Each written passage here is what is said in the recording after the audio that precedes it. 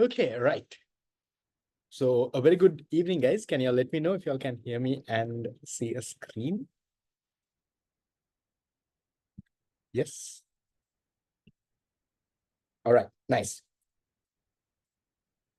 Today, guys, we're going to start off with unit number 4 in our syllabus. Now, I'll start off with a bit of an intro, right? And then we'll get right into the unit. So I think so far with what all of you all have been doing, right? Now, I know some of you all are at different levels, right? So different people are at different places. And something that is actually concerning me right now is the fact that people have not made it to the live class, right? Yes, I do give you all the recordings. I will take a list of those who have attended today's session and I will check up on those who have not made it. One thing I'll tell you, Lamai, maybe even to start off with, one big factor that makes sure that you all get A levels done, right? To get that A in your A level exam, one thing that you all really need is to have consistency. And that is something that a lot of you all lack at times. There are certain times that you are very motivated, you come to class, you get all the work done. Then there are certain weeks that you're completely gone and you have no idea what is happening. You don't care what on earth uh, is going on. Right? You just do things when you feel like doing it. So that can't happen if you really want to get that A. And again, I always tell you, Rama, if you want to get an A for A levels or even do something much more than an A, there is a certain amount of dedication, certain amount of commitment that you have to put if you want to get there. You can't just expect that, by doing the most basic stuff that you will get an A. That doesn't work like that. Right? There is a certain amount of dedication, commitment you put in. And if that happens, then yes, you will get that A. So I'll start off with a bit of a plan as well. Now, if you all remember, Lamai, when we started unit number 3, I gave you all a study plan to study unit 1, 2, 3. I just want to check with you all how many of you all have done that. Some of you all I know would have completely forgotten that plan, but how many of you all have kind of, stick to that plan to some extent and studied unit 1, 2, and 3? Yes, no? At least 75% of that plan done? Might be not 100% done, but at least 75% of it done. Sounds hearing double? No, then there's something wrong on your end. Okay. Right. So one thing that I will tell you is, Lamai, now I think I would have told you all this before as well. In A levels, in total, there are 12 units. The entire A level syllabus is out of 12 units. Out of this 12 units, Lamai, so far we have done the first 3. And if you all remember, I told you all, unit number 1, 2, and 3, Lamai, that sets the foundation. That is why we go slowly, we take our time, right? We do all of that. So unit 1, 2, 3 itself, in your A-level paper, if you take 1 to 3, it gives you, Lamai, close to around 90 marks, right? Roughly around 88 to even 90 marks you get from this. So roughly we'll say 86. Let's say I can't remember the exact count, but somewhere around 86 to 90 marks out of your 200 mark paper comes from unit number 1, 2, and 3. Now that is a lot of marks. Now that is why I want all of you, right, regardless of what you have been doing, you need to be, Lamai, really, really thorough with 1, 2, 3. Because if you are really thorough with 1, 2, 3, those are the first 3 units. Those are the units that you study again and again and again and again. With that, Lamai, you are guaranteed that you will at least pass this exam. I know our target is not to pass the exam, but at least knowing 1, 2, 3 properly, right? If you can get all that marks that comes on those units, you're guaranteed that you will pass the exam. There is no doubt about you failing the exam. That's not an option then if you know 1, 2, and 3. So take some time, Lamai. Now, for those who have been there in my theory class, you all do have the recordings as well. If you are a slow learner, I always tell you, go back, watch the recording, go through it multiple times. That's all right. Depending on how your learning works, you might have to watch things twice. You might have to take your time. Perfectly fine, but get that done. And then today we start off now unit number 4. Now the good thing about unit number 4 is it is not at all connected to unit 1, 2, and 3. So even if you are starting your A-level journey today, you have no idea what economics is, you have never learned 1, 2, and 3, you will completely understand unit number 4. That is the good news about unit number 4. So regardless of whether some of y'all are a little behind with certain units, some of y'all are still watching recordings on certain units, that is completely fine. You can do that on your background. In the background, you can get that done. But from unit 4 onwards, from today's class onwards, Lamai, make sure you regularly come to class. That is number 1. And always what I tell you is, Lamai, take at least half an hour now before you come to the next class to go through what you did in the previous class. And that is very important. That helps you stay on track and it helps you understand the story better rather than if you know the big picture, if you know, this is what sir is doing today and this is what he is covering. That makes it very easy to understand rather than, you just randomly coming and opening up your tute and looking up at my face and waiting. Compared to that, if you prepare for the class and come, take half an hour, go through what we did, come to class, right? Listen attentively in class. Again, next week, another half an hour, come to the next class. If you do that with me itself, you will be studying the unit. By the time I am done with the unit, you will also be done studying the unit. That has to be the target. Because going forward, work gets tough. Now, next month in April, I will be commencing your revision classes. Now, revision classes is actually a lot of work. Now, in theory class, we don't do answer writing. In the revision class, I would have told you all, we will start it in April. And every month, we will focus on covering around 1 unit. There are certain months we will do 2 units also. And for every unit, there is roughly around 10 papers that you all have to do. So in 1 month, you have to do 10 papers. That means every week, you have to do around 2 to 3 papers. That is revision. Revision starts in April. So then, along with doing those 2 to 3 papers, coming to the revision class, you also have to follow theory. That's what I'm telling you all. For theory, don't have that backlog. Right? You might have certain recordings that you have to watch. Watch it, finish it off soon. For theory, I don't want you all, I'm not going to give you a lot of homework. I don't do that. So what I will always recommend for theory, come to the live session, spend half an hour going through what we did before you come to the next class. That is all. I don't want you to spend hours and hours and hours. If you can do that until we get theory done, along with that, if you can work on your answer writing in the revision class, right? So revision class, we will be doing papers. So there is around, total, there is around 100 odd papers that you all will do. That will build your answer writing skills a lot, right? Because sometimes knowing theory and writing answers, they're complete 2 different things. Some of you all understand the concept, you know your theory, but when it comes to writing, you struggle. That is where the revision class comes in to recap what we did, but mainly focus on the writing.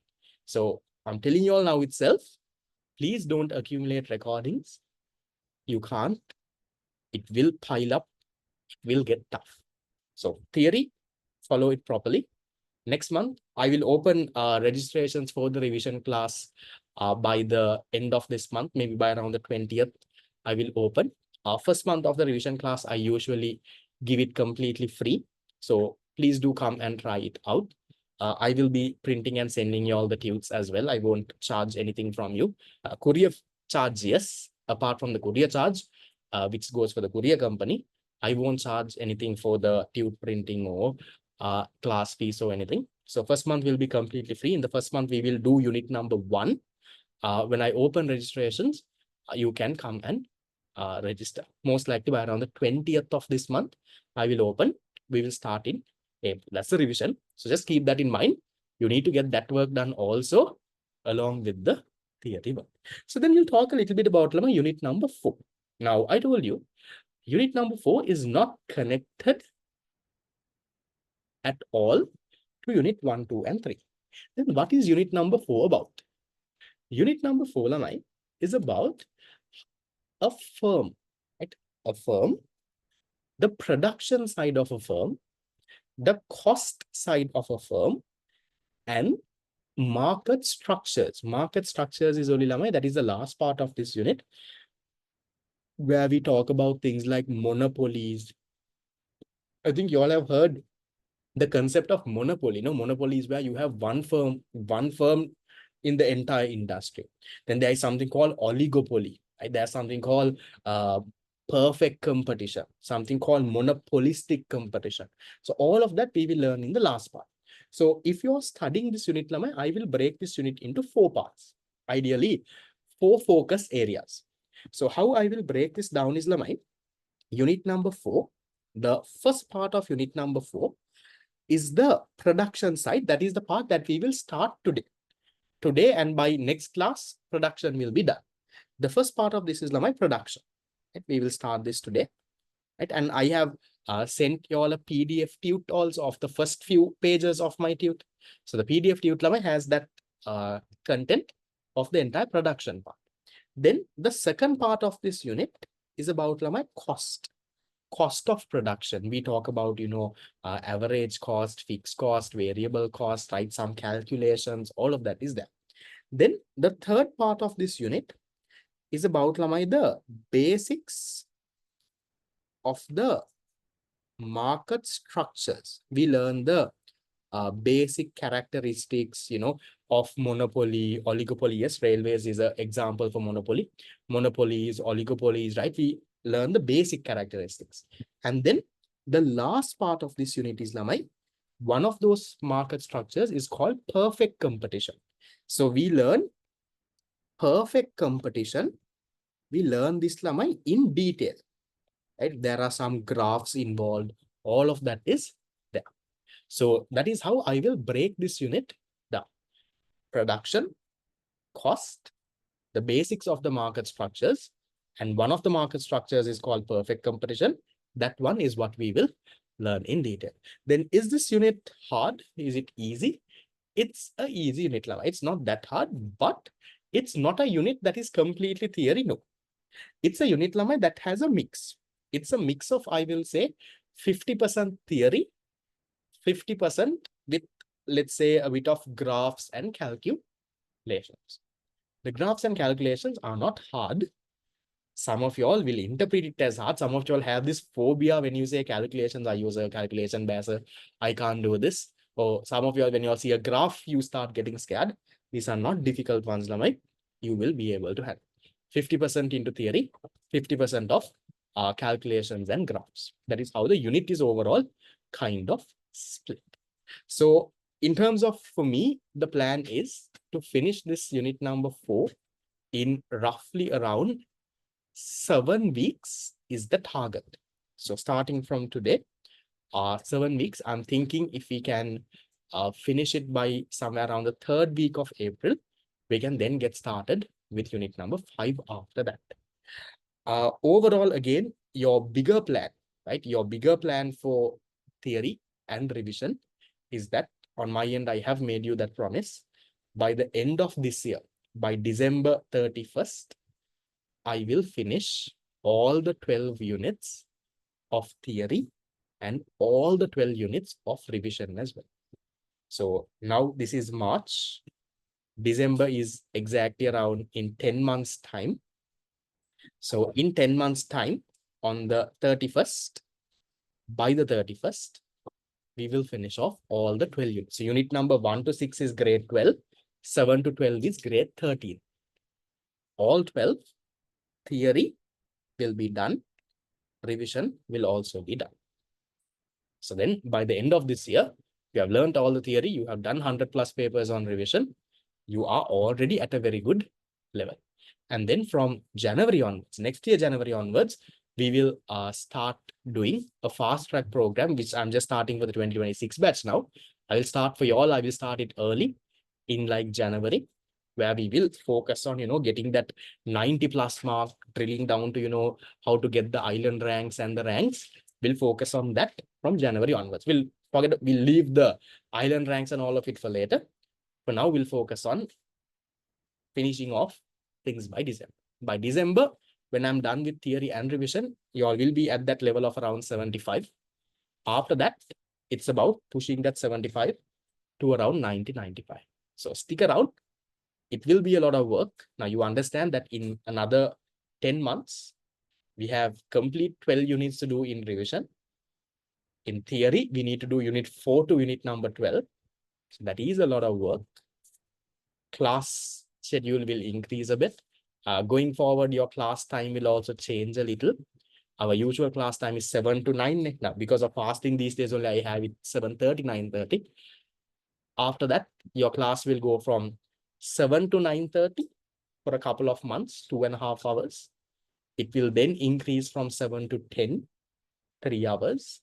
And then somewhere around in September, you will also have an additional class that happens every week. So workload will gradually, little by little increase. Follow that properly is all what I have to tell you. Right. So we'll get started.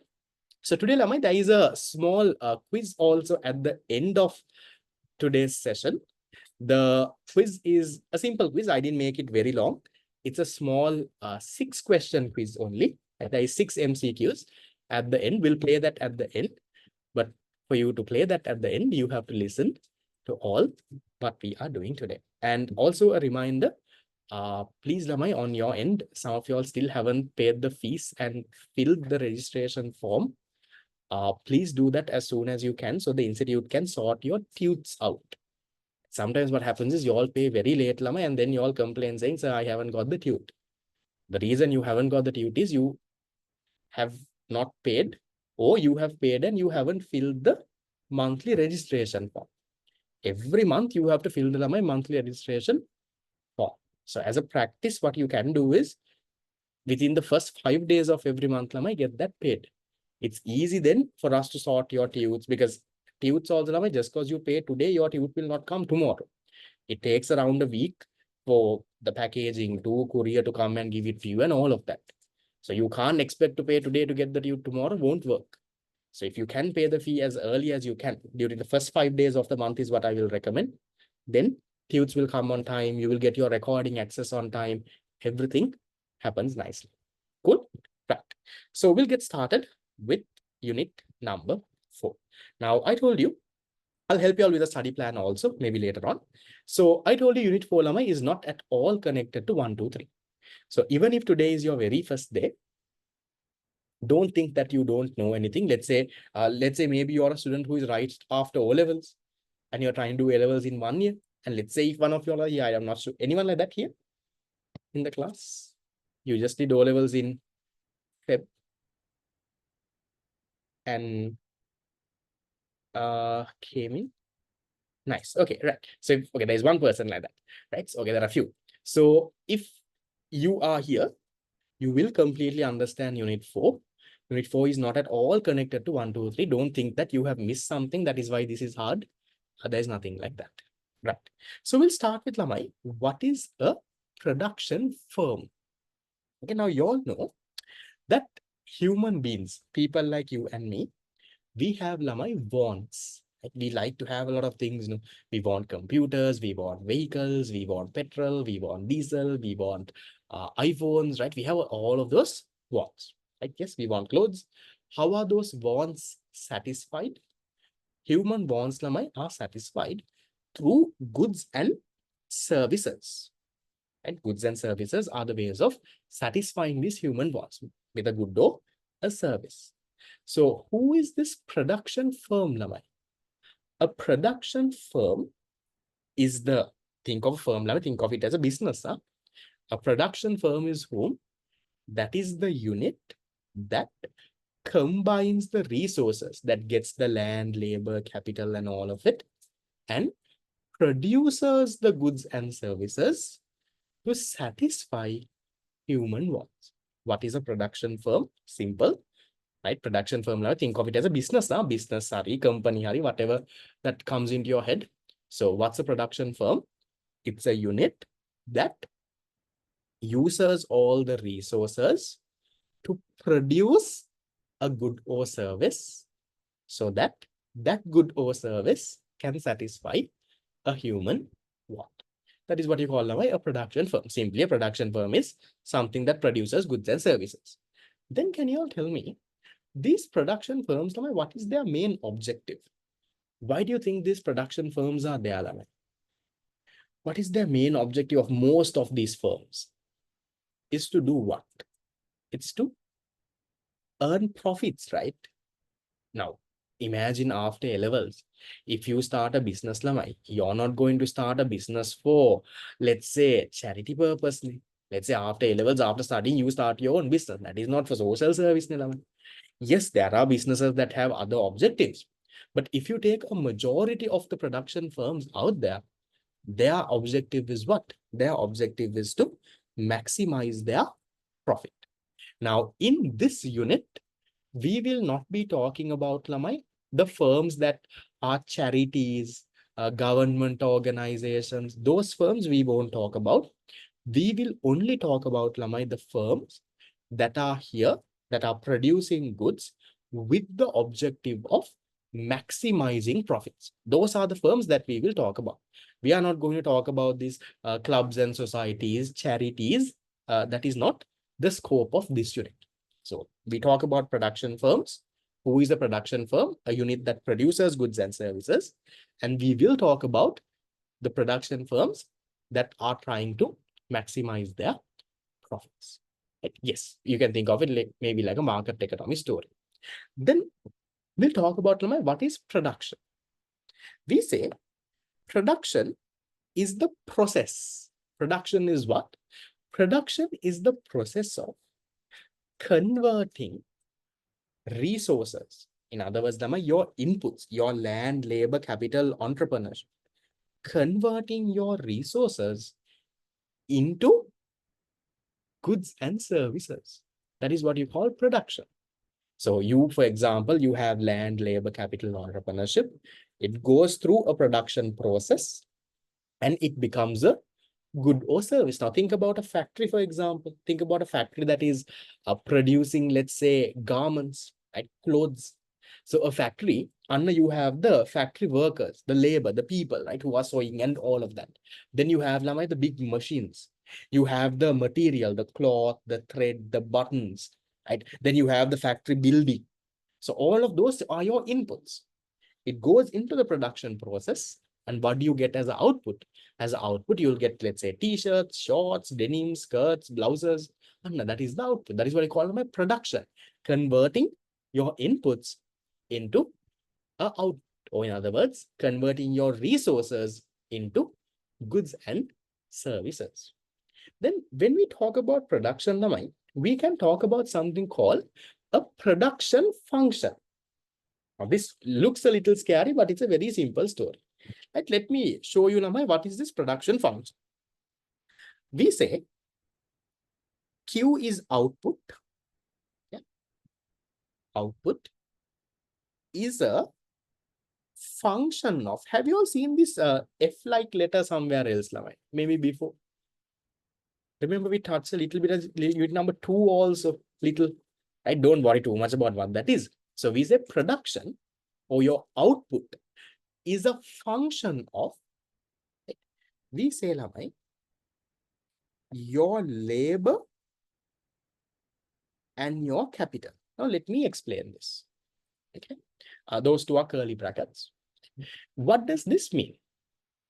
We say Q means output. I'll write those down as well. Q means output. L is your labor. K is capital. Now, why don't we use C for capital? Because in econ, consumption is denoted by the letter C. Consumption we learn in unit number 5 and 6. Right? Usually, consumption is denoted by the letter C. So therefore, then C and C gets confusing. That is why for capital, you denote it with the letter K. So we'll try to understand what is this production function. We are saying the output of a firm, Q means output, of a firm is a function of, meaning it depends on, L means the number of labor and the number of capital that you have. Don't you think, Lamai, that makes sense? Now think about a small firm. Right now, we'll take a clothing industry. Right? We'll think about a clothing industry. Let's say if a clothing industry, let's say, don't write this down. Okay. Right? I'll come to land and entrepreneurship. Right? Let's say a clothing industry, Lamai, has 5 labor, right? There are 5 people sewing. And let's say, Lamai, they have one machine. Or not say one machine. Let's say there are 5 people sewing and they have 5 sewing machines. And as a result, let's say for a month, they can produce, let's say, 50 t-shirts. So the output of the firm is a function of how much of labor and capital they have. Now, can you all just tell me, if this firm wants to increase their output, let's say they are not happy with 50 units of output, what should they do? If your output depends on the number of labor and capital that you have, if you want to increase your output, what should you do? You should increase your inputs, right? You should either increase your labor or increase your capital. Maybe, for example, if you want to produce, let's say, 100 t-shirts, then what should you do?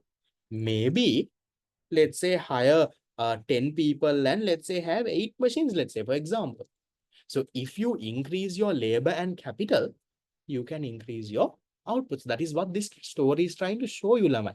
This is showing you that the output of a firm is depends on the amount of labor and the amount of capital that firm has. Then another question that you all will have is, sir, labor and capital is not the only inputs, sir. So what about land? So what about entrepreneurship? Now, when we talk about in unit number 1, we learn land, labor, capital, entrepreneurship. So where is land, sir? Where is entrepreneurship? Why are you only talking about labor and capital? That is the for simplicity purposes. So in unit number 4, when we talk about inputs, we won't talk about land and entrepreneurship. To simplify this, to make it easier for us to understand, labor and capital are the most important ones. We will only be talking about labor and capital. Not that these firms don't have land and entrepreneurship. Never. In our studies, to make it simple, we will keep it as labor and capital only. So let me repeat the whole thing once again. Quickly listen. We started off with Lamai learning what is a production firm. I told you a production firm is a unit that produces goods and services so that they can satisfy human needs and wants. Then what is the main objective? Most of these production firms, Lamai, want to maximize their profit. Then what is production? Production is the process of converting your resources into goods and services. If you want to show this using a technical approach, that is where you have this thing called the production function. That is what I just taught you all. So this production function explains this using like a more technical, putting an equation, and it kind of explains. Very simple story. The production function says, the output of a firm is a function of, we say Q is equal to output is a function. F means function of labor and capital. Your output of your firm depends on the number of labor and the number of capital that your firm has. So the more labor and capital you have, the more output you can produce. The less labor and capital you have, the less output you can produce. Simple story. That is what you call this production function. Are we okay so far? Say somewhere there. You don't have to be 100% okay. The story gets more clearer along the way. But somewhere, some things he's saying, okay, production, he's saying, okay, there is a function like this. Somewhere there. Right. Then, now I want you all to tell me, the output of a firm, yes, is dependent on your labor and capital. If you increase your labor and capital, you can increase your output. If you reduce your labor and capital, you can reduce your output. Can you tell me, out of this labor and capital, Which one do you think, Lamai, is difficult to increase? F means Lamai function of. Remember that we learned F, the function of means depends on. Which one is difficult to increase, Lamai? Think about a production firm. In a production firm, is it difficult to hire people? Or is it difficult to, Lamai, let's say, buy a new big machine or buy a new building? Which one is difficult? Think. Hiring people or increasing your labor is more difficult? Or is increasing your capital, let's say expanding into a new factory, let's say buying a new machine? Which one is the difficult one? Which one will say needs more money, needs more effort to be put? Which one do you think is the harder one? The harder one, Lamai, you can argue, right? But in general, what we say is it's harder to increase your capital. Capital is the one that is hard, Lamai. Now, capital is not just machines, no. It can even be your factory. Now, building a new factory all of a sudden, let's say you already have one factory and you want another factory, it's not easy to increase that, right? But increasing your labor, that you can. You can, soon put advertisement saying you all are hiring and call an interview, and let's say tomorrow you can hire someone. That is comparatively easier and less, let's say, requires less money and all compared to increasing your capital. Yeah, we can't hire anyone, but compared to, let's say, Lamai, expanding into a new building or buying a new machine, that is easier. I'm not saying you can hire labor like this, but compared to buying a machine or a building, it's easier to hire labor. So then, if you take this, Lamai, if you take this production, and output depends on the amount of labor and capital. So here I am saying, Lamai, look at the second paragraph there. I am saying, in this regard, some inputs can be changed easily. Now, our inputs are labor and capital. I'm saying some of these inputs you can easily change. And some inputs cannot be changed accordingly. Some inputs you can change very easily. Some inputs you can't change that easily. And here they say, increasing or decreasing your output depends upon the extent to the producer's ability to change your inputs. If the producer can soon change his inputs, let's say increase his inputs, he can increase his output. But sometimes, Mama, you are not able to increase your inputs that easily. Right? So this is where we come into this whole concept, right? We will go into this in detail. Don't worry. I know still it's a little bit unclear, right? We come into this, Lamai, the concept of something called the short run and the long run, depending on your ability to change your inputs. If you can change all your inputs, we say it is a long run. But if you can't change some of the inputs, we call it the short run. So we'll learn that in detail. I know most of you all did not get it. Wait a bit, you all will understand, right? That's the next page. So in my next page, Lamai, we are starting with the story called the short run. So short run, we say, Lamai, is the time period where, okay, short run is a time period where at least one of your inputs, now you have labor and capital, you have two inputs, at least one of those inputs are fixed. You can't change it. Maybe you don't have the money. You don't have the capacity to do that. That is what you call, Lamai, the short run. Now, some of you all, they might say, so short run means less than 1 year time period. So short run means less than 1 month. There is no number of days or years, Nalaman. Short run, we say, it's a time period in your production process where you are not able to increase at least one of your inputs. So you have two inputs now. You have labor and capital both. So which one do you think, Lama, you will not be able to increase? Which one do you think is harder to increase? Which one do you think will be fixed? Right?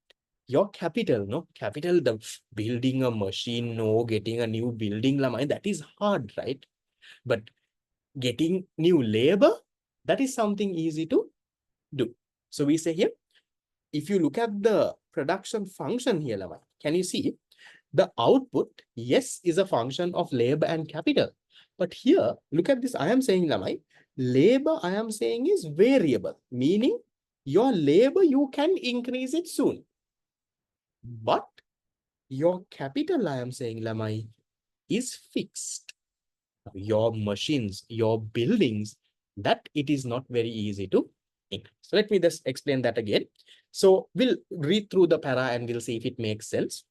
Here, see, I am saying the time period where some inputs of the production process, when I say inputs, Lama, that is labor and capital. Some inputs of the production process, within brackets, I am saying at least one production factor cannot be changed is known as the short run. Short run is a time period where some of your, I will explain Lama practically, I'll give you an example and explain, you will understand it better then. So short run is a time period where at least one of your production factors, you can't change them. Maybe you don't have the money, right? You don't have the resources or any of that. So one production factor will be fixed, but you can get more and more labor if you want. So the production factors means input, yes. So here we studied two production factors, labor and capital. And earlier you and me, we both agreed that capital is the one that is hard to increase, right? Buying a new building is hard. Hiring a person is comparatively easy. So capital will be the fixed one. Labor will be the variable one. So if you can see, Lamai, that next box there, okay? Here, I am saying output is a function of L1, L2, L3, all the way until Ln. In mathematical, Lama, you all learn the nth term. So what I'm trying to show you here is labor we can increase. We can hire the first labor, second labor, third labor until the nth amount of labor. But capital, there is only 1K. Why is there only 1K? Capital is fixed. Let's say the amount of machines you have is fixed. Your building is fixed, but you can hire more and more labor if you want. That type of a period is what you call, Lamai, the short run production process. I'll give you an example, Lamai, you all will understand. Don't worry at all. I know some of you all are a bit confused now. So once again, short run is a time period where your capital is fixed, but your labor can keep on increasing. Why is capital K and not C? I think I answered that before. That is because, Lamai, in unit 5 and 6, you all learn this concept called consumption. Consumption is denoted with the letter C. So therefore, otherwise it becomes confusing then, and that's why capital is put with K, right? I didn't understand any of this. No, it's not that hard. It's a very simple story. I'll come to it one by one. Don't put it into your head saying that, Lama, these are hard thing. Unit number 4 is actually one of the very easiest units in the syllabus. The question that you get also is usually very easy, very manageable. Essay question number 4. The moment you put it into your head saying that this is hard, what is this fellow talking about? That is how your brain will start thinking. It's a very simple story. Just follow more and more. When I teach more and more, it starts making more and more sense, right? So simply repeating the part again. Just to repeat, in case if anyone was lost, I taught you all, Lamai, something called the production process. Right? So I told you a production function. The output of a firm is a function of your labor and capital. Output of your firm depends on the number of labor, how much of people you have, plus number of capital, how much of machines and buildings that you have. That makes sense, Nilama. How much of output you can produce depends on how much of labor and capital you have. If you have a lot of labor and capital, you can produce a lot. If you have very less labor and capital, you can produce a little. So output depends on labor and capital. Then I told you, this inputs, Lamai, it's not very easy to increase all of it. So some of these inputs are easy to increase. Some of these inputs are hard to increase. Out of labor and capital, labor is comparatively easy to increase. Capital is not that easy to increase. So that is where we go into this concept called short run and long run. So short run, I told you, is a time period where at least one of your factors, Usually we say that capital is the one that is fixed. If you want, you can even put it the other way. You can even say labor is fixed and capital is variable. But usually, since capital is the one that is harder to increase, we say capital is fixed and labor is variable. So at least one of your production factors have to be fixed. It's very hard to increase it like that. Unit number 2, elastic, just keep that aside for now. We'll come to that later, right? So short run, you can see Lamai is a time period where at least one factor is fixed. Then look at the long run. We'll come back to this after that. In the long run, Lamai, I am saying long run is a time period where, long run is a time period where all inputs relevant to the production process can be changed.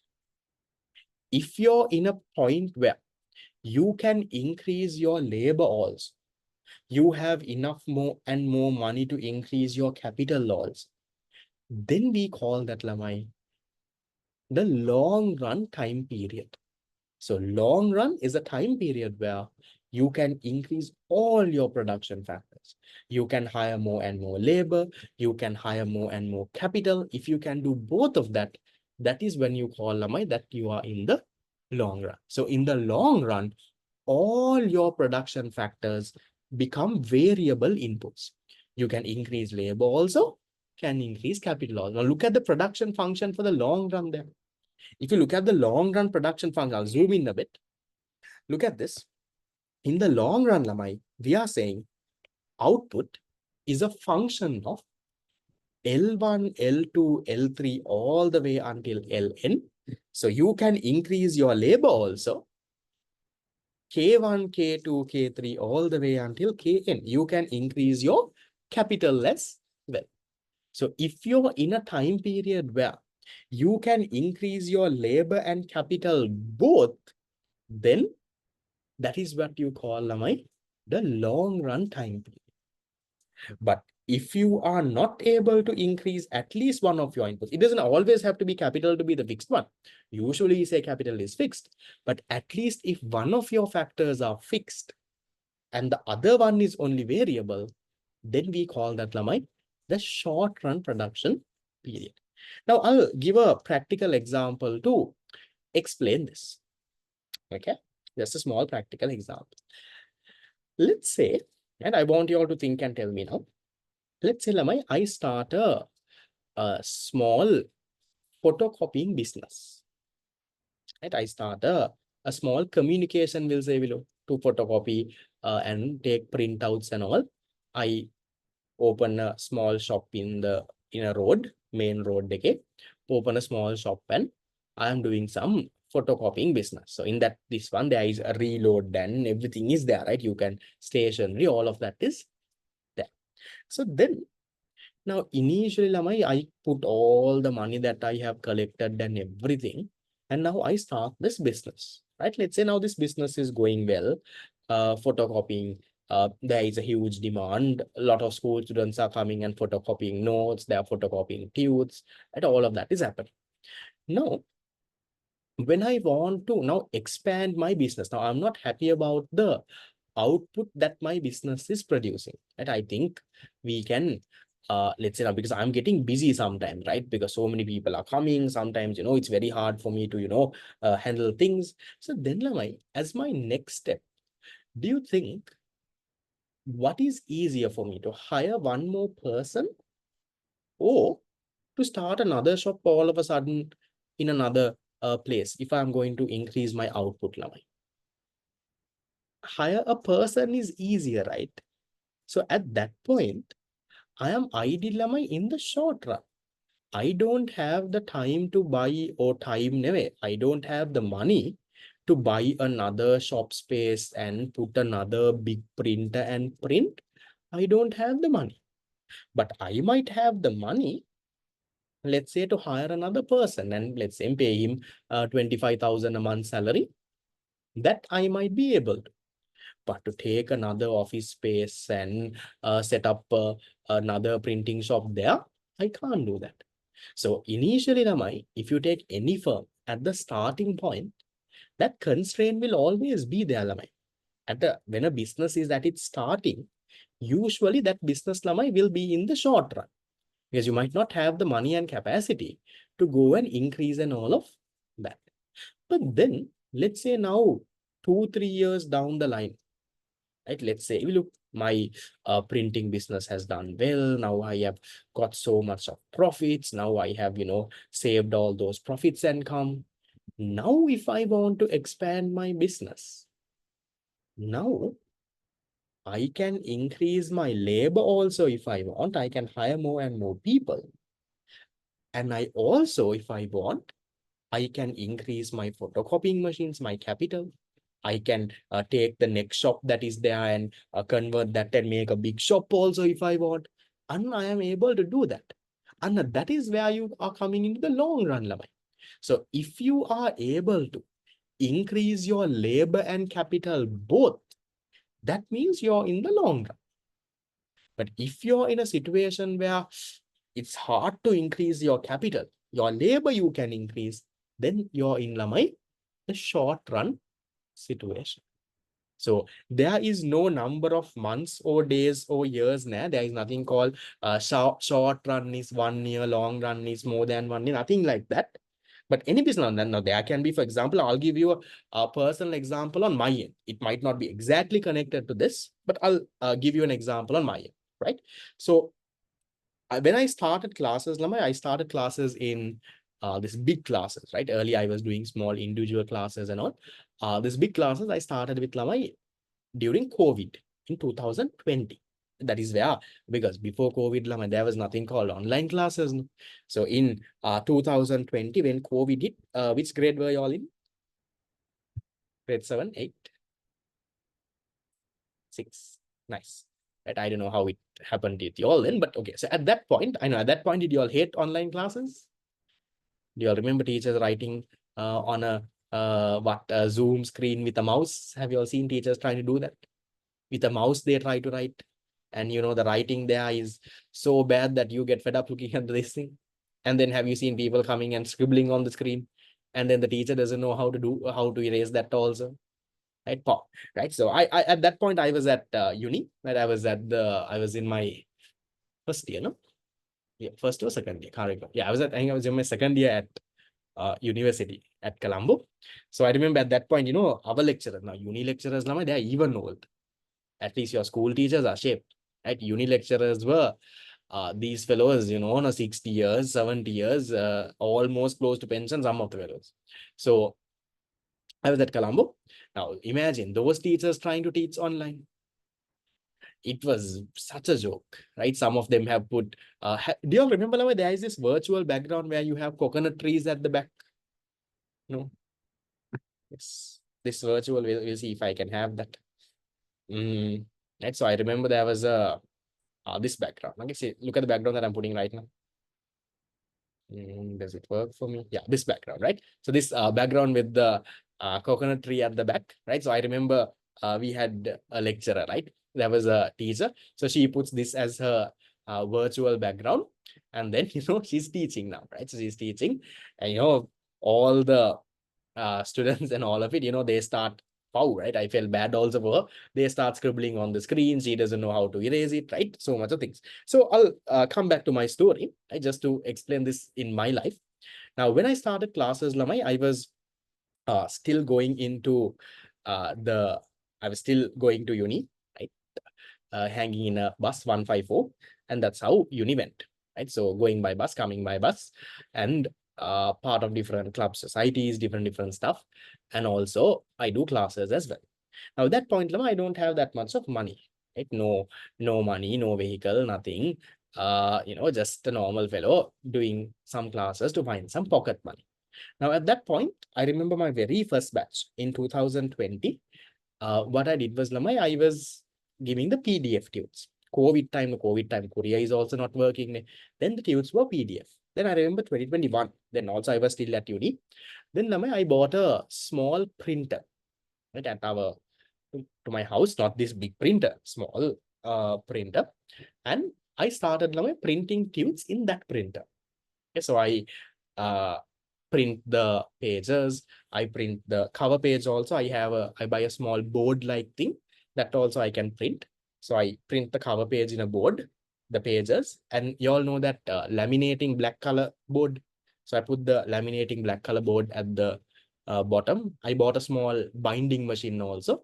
So manually, after it gets printed, I bind it and then I courier it to the students. So at that point, I was not able, am I, to, let's say, expand my classes a lot or do things. No. Why? Because I was, am I, going to uni, still not much of money, right? All of that was there.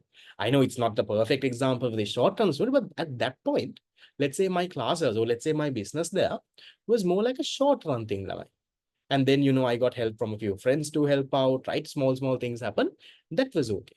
But let's say now, right? After that, little by little, when the classes expanded, then I outsourced my tute printing. I'm not printing tutes anymore because I remember when I was printing tutes earlier, every single tute. Now it's a small printer. No? Now, one tute is around 40 pages. That printer, you can only load around 100 pages or something. You can't put 1,000 pages at once and keep. So now, daytime, I'm at university. So I print tutes at night. So then at night, now usually I remember at that point, I had like 50, 60 students. So then if I'm going to print 50, 60 set of tutes, I can't just load all the paper and print 50 copies. It doesn't work because the printer will get stuck. You can't put that much of paper. So I remember uh, in night, every 1 hour, I keep the alarm and I wake up and the printer puts the output. No, I keep the output aside, put new papers into the printer tray. So I remember whole night, I don't have consistent sleep. Every 1 or 2 hours, my alarm will ring. Alarm rings, I gotta wake up, uh, take the things out, put the printer back. It was in my room only, right? My bed is also in the same room. Printer is also in the same room. It went on going like that. Now that could have been an ideal example of me being in the short run. And I was not able to, let's say, have the money to outsource the printing, didn't have money to, let's say, even hire people much to do this, right? More like a short run kind of a story, right? Not much of money, constraints. But then later on, right, when classes expanded, right, things got a little better. Now I was able to increase my labor, hire the admin, hire different people for paper marking, and then also increase my capital. Let's say got a new laptop. Let's say all of that started happening. And that is where you move into the long run. So that's how it works. Right? My story is not the perfect example, but just to show you, that's the story of any business that was there. How much was my print? I bought it for around 30,000. So short run is a period where at least one factor of production is fixed. Long run is a period where all your factors of production are variable. You can increase your labor also, increase capital also. Is that somewhat okay, Lamai? Fine. Short run, long run.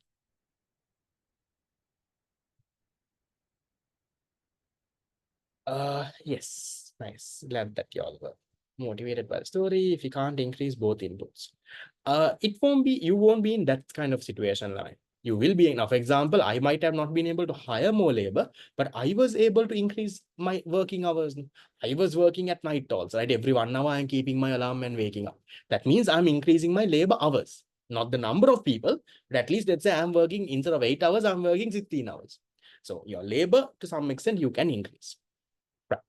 Then what about depreciation will come now. We'll leave that aside. Yeah, increasing mainly increasing your input. That means we don't talk about the decreasing side. If you want to increase output in the short run, you can only increase your labor. Capital will be hard to increase. In the long run, so once again, my long run is a time period where you can increase your labor and capital both. You can hire more people also, buy machines, expand into a new factory. You can do all of that. So now what we'll do is we'll learn short run production much more in detail. Right? So I'll give you all a nice example and we'll learn this very interesting storyline. Practically, I want you all to figure this out, not to memorize all of this. So once again, to recap, what is short run? So we're talking about short run production. We're going to talk about a firm that is now in the short run. Right? So yes, we'll come to that. Short run, I think for me, I know in terms of my classes also, one thing that I always would have had in mind is always to, do better than what I did in the previous year. So that has always been my competition. And I think that is what has helped me from around 2020 to all the way up until now. At least every year, I try to do better than what I did last year in terms of tudes, in terms of the classes, whatever. I try to come up with something new, something interesting. It goes on and on. I never do the same thing again and again. So eventually, classes get better and better with time. So your class is much better than what I did for the 2026 batch. Your class will be 1,000 times better than what I did for the 2020 batch. 2020 batch, I was giving a PDF tute 10, there was almost nothing in that tute also. So it gets better, right? I think that's again something for y'all also, right? In life, if y'all have a goal, have a target, in 1 year, you will not get there, right? Little by little, you can always improve, right? Always keep yourself as your competition, get better day by day. The better and better you get day by day, you will come to a certain point. So the good thing, fees at that point, I can't remember. I remember I was charging around 1,500 or something. Right? That was 1,500 or 1,800, somewhere around that. So little by little, it will get better. Okay. So yes, next year it will be better than your class also. We'll see. One more thing, Lama, I think some of you all have texted also for your brothers or sisters or whatever. 2028 classes, Lama, I did not start yet because they are just after A levels, after O levels. I understand that O levels also is a very difficult exam, Lama. It's not a simple exam to do. So I just want them to, at least take a month to conduct chill and have some fun and go out with their friends and do all of it. So I'm starting only in April. I don't have the urgency to start in March itself and try to take class fees from them. I don't want to do that. So I'm not starting classes for them in March. I will start in April.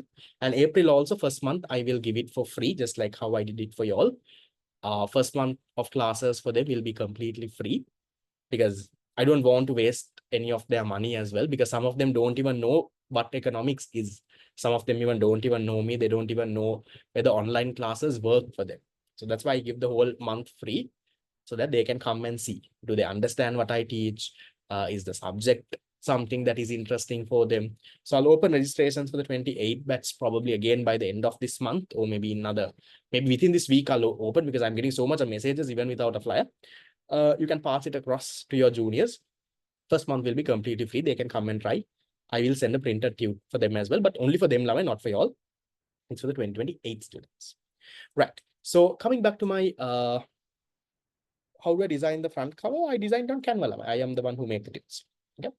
Will there be an after results batch? That depends on the demand. If there is one, we'll see. Right. Usually I do start one depending on if there are people who want it. So short run production, once again, Lamai, remember, short run is a time period where you have both variable inputs and fixed inputs.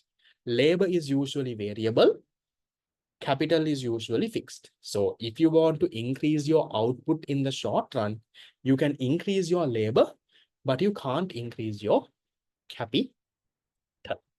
Right. The cover page, Lama, I don't draw this cartoon. The cartoon itself I get from like a newspaper or something, Daily Mirror or somewhere there. And then I edit it and nicely make it. Something I enjoy actually doing, designing cover pages.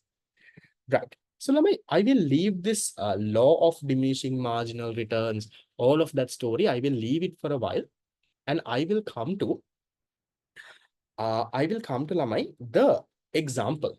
Right. So we'll see how it looks. We'll start with an example and we'll see. Paper marking first. I'll check Lamai. Just couldn't get to all the messages. I'll come to it. Was the file also all right this time? Yes. I didn't see the file. I designed the file, but I didn't see the printed one. The courier sorts it. I couldn't check one. Shape, right? Your tube printing and all is all right. The file and the tube and the stuff. Nice. Okay, good. So others, you all will get your stuff very soon. Okay, we'll come to a small example, Lamai, and then I will go back to these notes and paras and all of that. So I want you all to listen. Do you all want a small break? Or are you all ready to listen?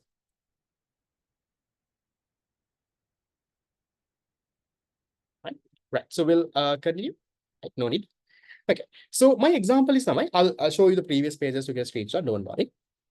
We'll take an example of Lamai. Let's say a newspaper printing example. Okay. Now you all know Lamai how newspapers are printed. No? Newspaper printing. Now, you all know, Lama, newspapers are not printed in these small printers, no, not like the printer I had at my house, no. Newspapers are printed, Lama, these big printers, no, right? Loading the paper, taking it out, right? Fixing, like, so much of things to get done, right? Newspaper printing is a big process. So we'll say that y'all, one of y'all, or maybe let's say me, started a newspaper printing business. Okay, we started a newspaper printing business. And in this newspaper printing business, I'll fill the next table also. Let's say I have one big printing machine. So fixed factor. Fixed factor is my capital. So I have one big printing machine. And let's say I hire my first labor. I hire my first person to do that printing. That first person is also hired. And now it's a big print, and now even the picture in this is also not big enough, right? So maybe there is like, you know, another process here, right? There is a process before this, right? Maybe there is another whole level somewhere, right? It's a huge printing process. Now just imagine, I hire my very first person to work in my printing factory, in my newspaper printing factory. I hired the very first person. Now, this one person, Lama, now for him, it's not easy to manage the big printer, right? This big printer might be, the printer itself might be the size of your house, let's say. It's a huge printer. So he has to run around, load the paper. Then on the other side, some error is happening. He has to run there and see what the error is. He has to run and, let's say, load the ink, right? He has to do so much of different things. So let's say, you know, this guy, he's working with the big printer and he produces total product. Total product means your total output. Let's say he produces, we'll just take a normal example. Let's say he produces, Lamai, let's say 4 newspapers per hour. Let's say this huge, big printer, one person working. So he's running around, loading the paper, taking the printed ones out. Very back is label, right? So he is able to print, let's say 4 newspapers per hour. Now, I am not happy with this output. Let's say I am the business owner. I am not happy with only 4 newspapers. I am not happy. I want to increase my output. I want to increase the number of newspapers I am printing. Now we are learning short run. You tell me, Lamai, what can I do? If I want to increase the number of newspapers, number of my output, what should I do? I should increase my what? I should increase my labor, no? So what I do is, Lamai, now, Anna, I hire my second person because I'm not happy with the output of 4. Output of 4. What to do with 4 newspapers? I hire my second person. Anna, now the second person comes in. Now my work gets much easier, right? Now let's say, for example, the first person is focused on loading the paper to the printer.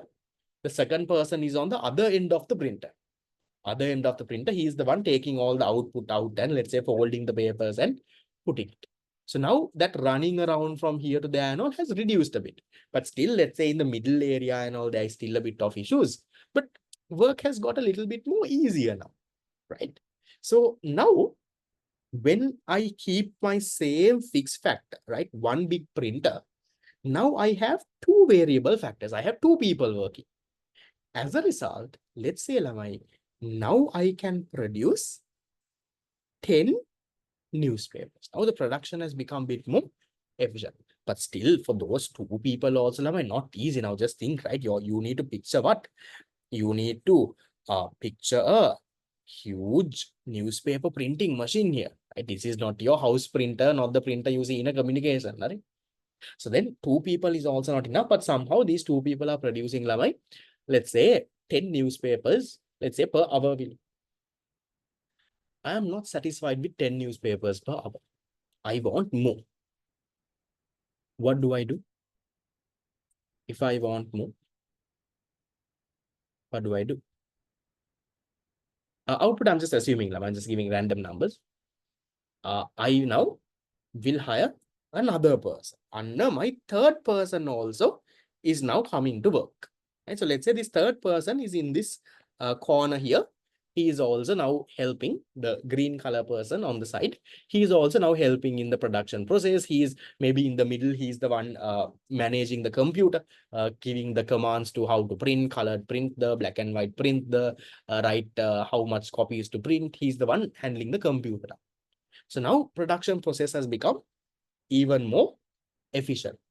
So now the one fixed factor, I have hired the third labor as well.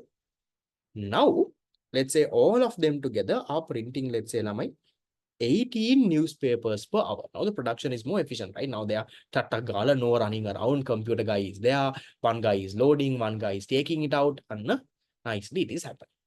18 newspapers per hour. I am not happy with 18 newspapers. I'm like, why 18? I want more. What do I do now? If I want more, the only thing I can do is what? I can't get capital. No, I'm in the short run. I will increase my labor more. And now I increase my fourth person also. Now, fourth person is also coming here, and product, he is also now product supporting that other person. He is also supporting. But do you understand, that this fourth person won't have a lot of work to do?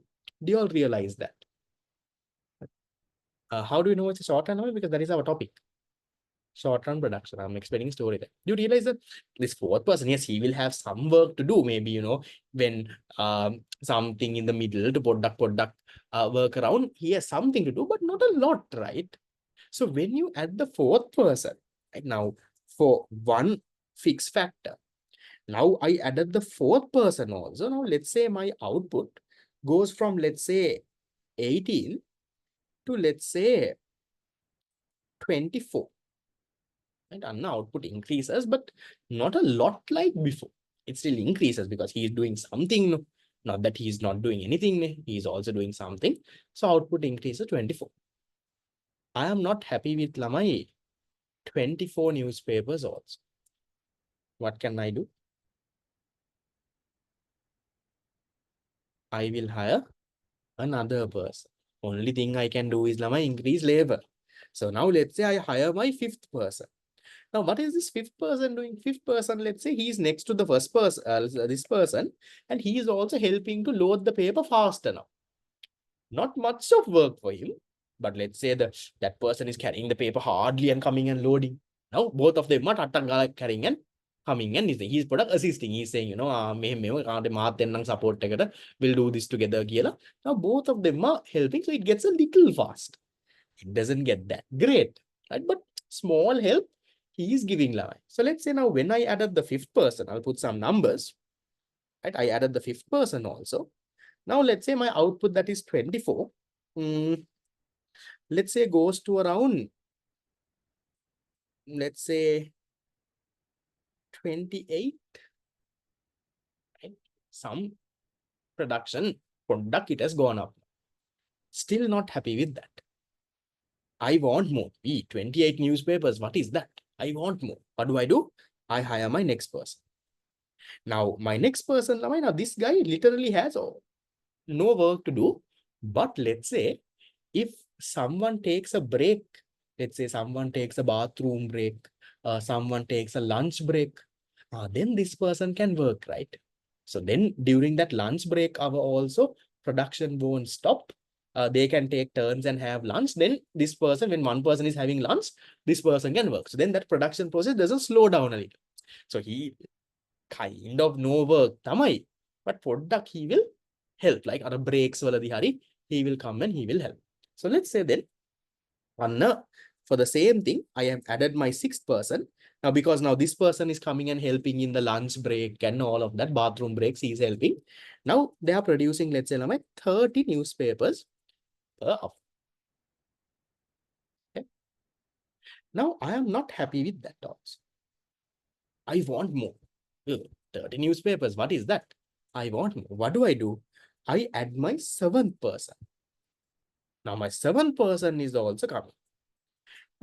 Now you come and think and tell me, when I added my seventh person, does this one have any contribution, Lamai? Do you think he has any work to do now? Now, during breaks also, that sixth guy is there. Yeah, I will say there is no night shift, let's say during daytime. There is nothing much that he can do, right? Right. He may be, yes, maybe emotional support. He's like, what that there, cracking a few jokes and motivating the fellow, saying, ele, ele, karamu, karamu, and, he does something like that. But overall, just because you adopt that fellow, Lamai, your output now doesn't really increase. Your output, Lamai, remains at what? Remains at 30. Yeah, maybe if two people take a bathroom break, but not a big contribution, right? So even when you added the seventh person, your output didn't really change. He is there, but he has almost no work to do because all of the other six people are already, even the sixth person doesn't have anything to do. Sixth person is there if someone goes to the bathroom to come and help. So seventh person, absolutely no work to do, right? So just because you added the seventh person, now your newspaper printing output is not going to increase. He's just there to, help and, put a story and on the fan and off the AC and something like that. Okay. I am not happy with 30 newspapers also. Yeah. I'm trying to prove a point here. I'm not happy with 30 newspapers also. What do?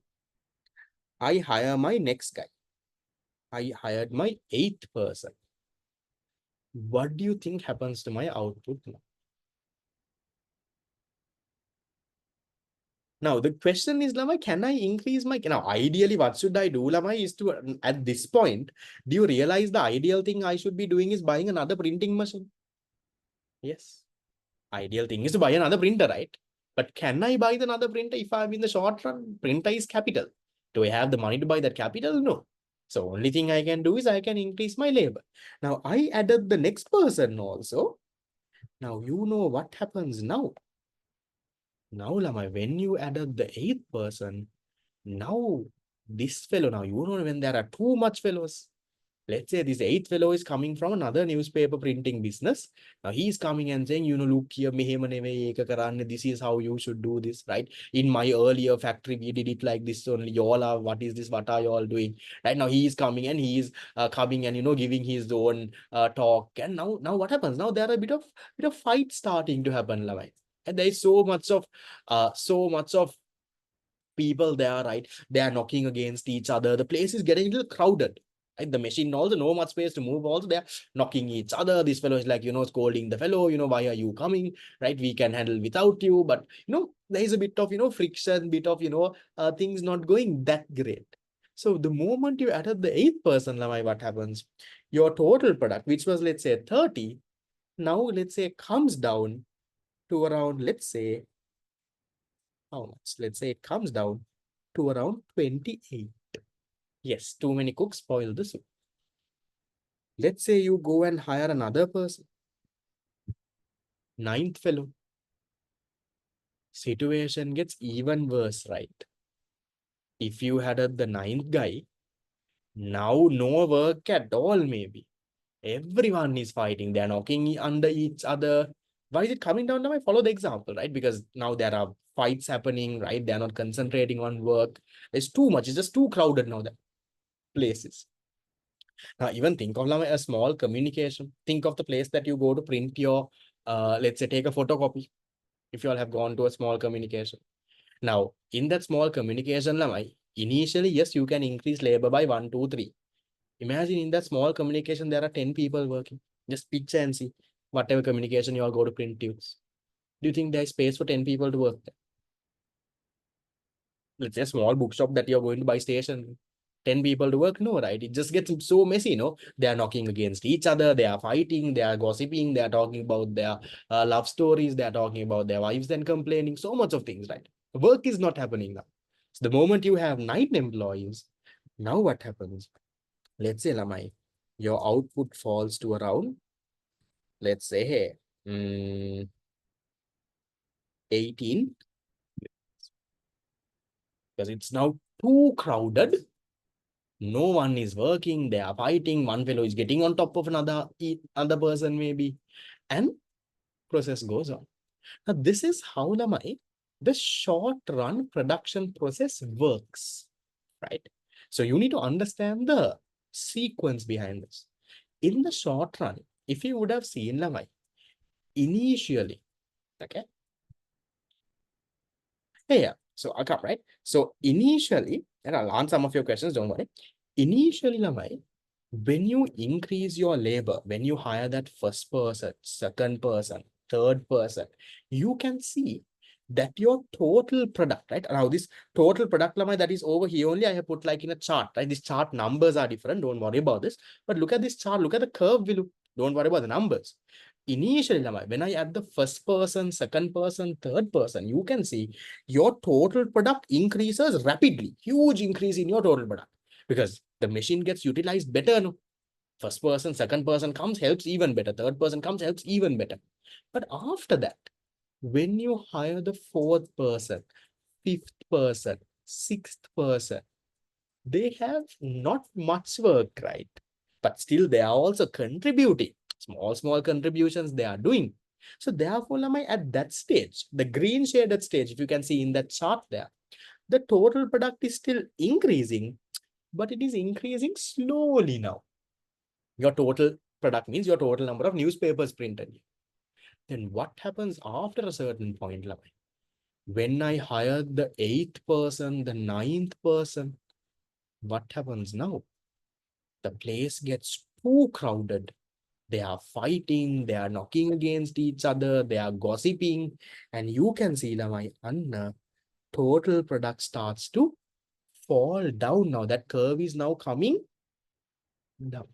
So that is how your output behaves, Lamai, in the short run. In the short run, right? Now, do you think, Lamai, I'll just give you the same example of, let's say, me before. Let's say the example of me printing tubes, right? Do you think, Lamai, with my home printer that I have, I can now, for your batch, I print around, let's say, 400 dot tubes. Do you think, Lamai, I'm able to do that with my home printer? Do you think I can print that file, that tube with that quality and all of that and do? It doesn't go, right?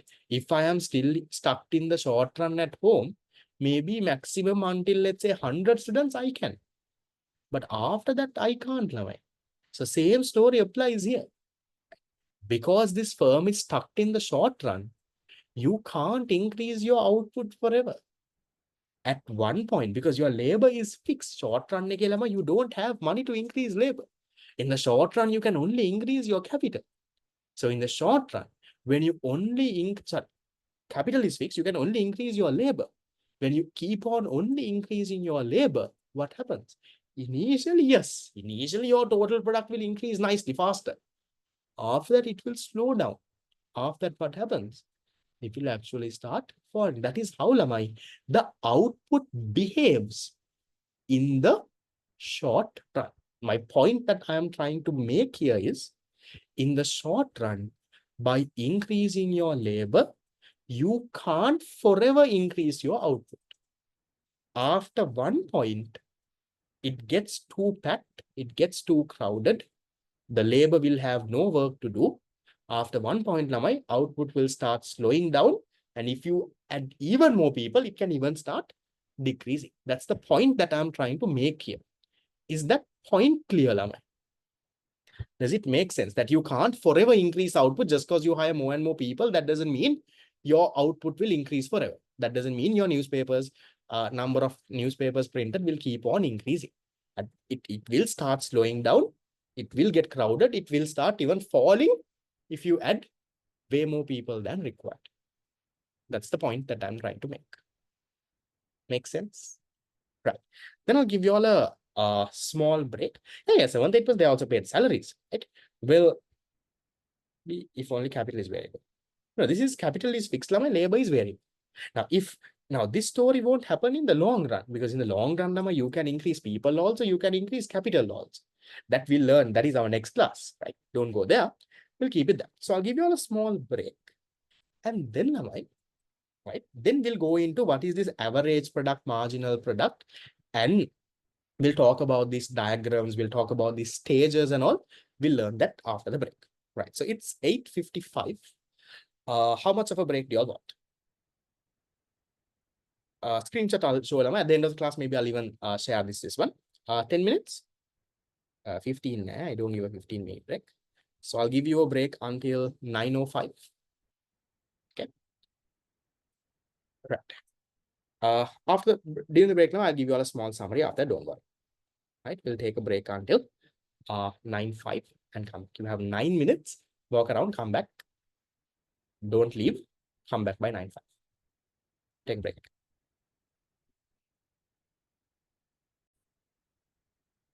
All right. So welcome back after your break. There were a few questions.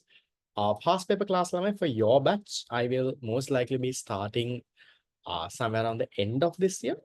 So we don't have to rush it right now. Ideally, after the 2026 batch is done with their high-level paper, that is where I will start your past paper class. Past paper class will be something for free. I'm doing it for the 26 batch right now. So for you all, also I will do it again. We'll see. It depends. There is no fixed date as to when I will start it.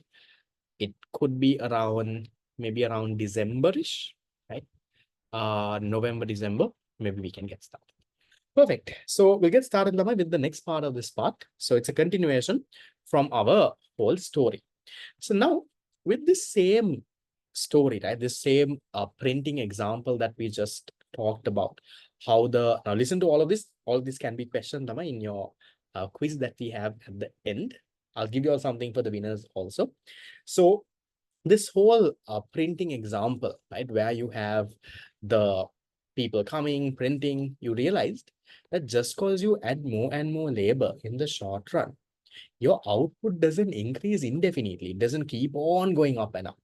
You realized after a certain point that your output slows down and it then starts falling also if you add too many people.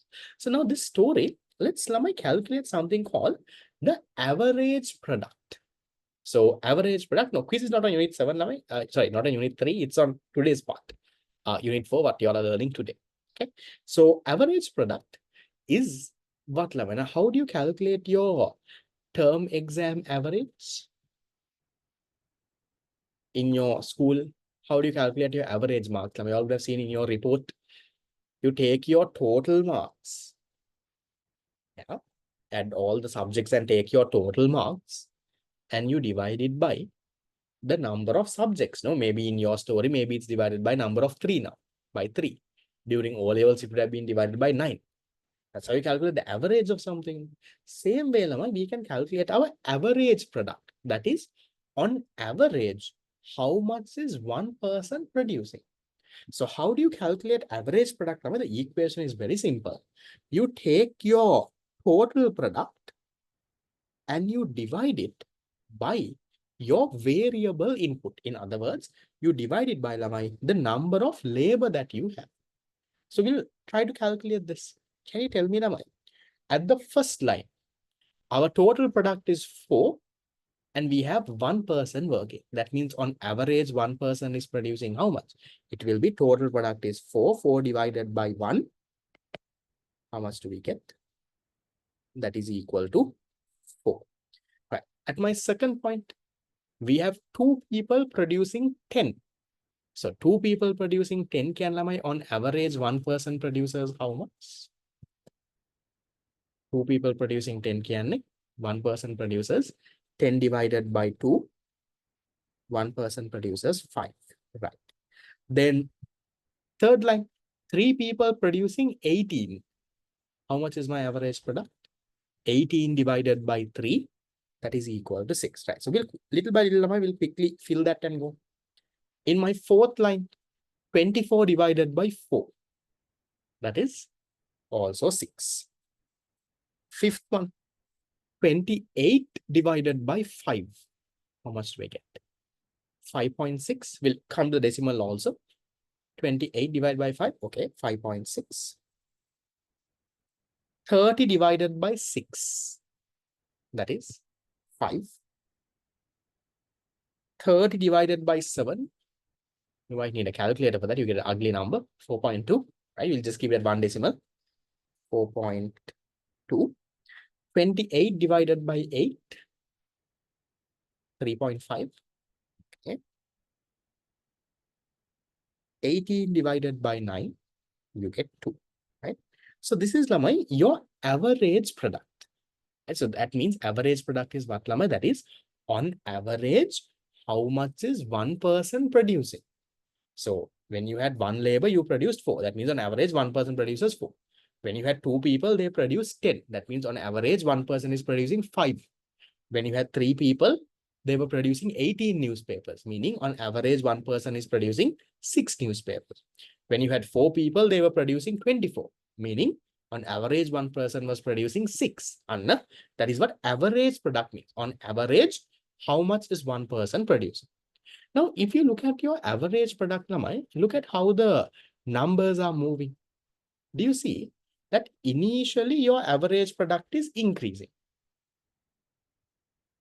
We divided by labor, Lamai, because we are average product is your total product. How you define average product is, Lamai, it's your output per worker. So then you take your total output, divide by your number of workers, divide by your labor. That's why you divide by output, labor. Okay. So if you can see your average product, Lamai, initially it is increasing, right? 4, 5, 6. Initially it goes up. After that, after it reaches 6, then it is starting to come down. 5.6, 5, 4.2, 3.5, 2. It starts going down. So if I'm going to put that in a graph, how will that graph look like? Here, see, at the bottom, Lamai, look at this.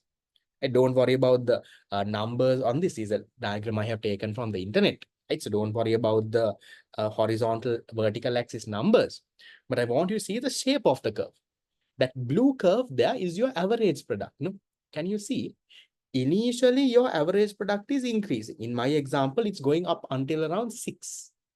And after that, it is starting to come down. So it's like a N-shaped curve. Initially, it is going up and then it starts to come down. So if I plot that in a graph, that is how, Lamai, your average product curve will look like. So we looked at the total product curve, initially increases rapidly, slows down, comes down. Right? That is the total product. We looked at that before the break.